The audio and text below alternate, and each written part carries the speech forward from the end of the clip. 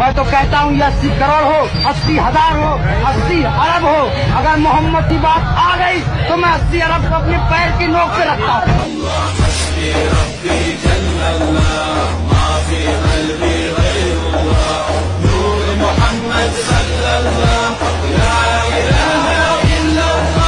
Supposing a country 7 times smaller than its neighbor is faced with the choice, either you surrender or you fight for your freedom till death, what will we do?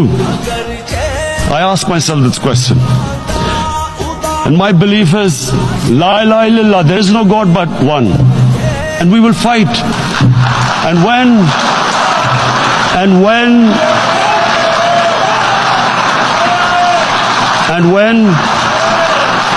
when a nuclear armed country fights to the end, it will have consequences far beyond the borders.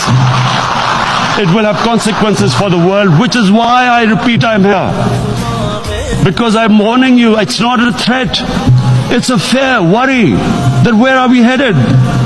And I've come here to tell the UN, you got to, this is a test for the United Nations.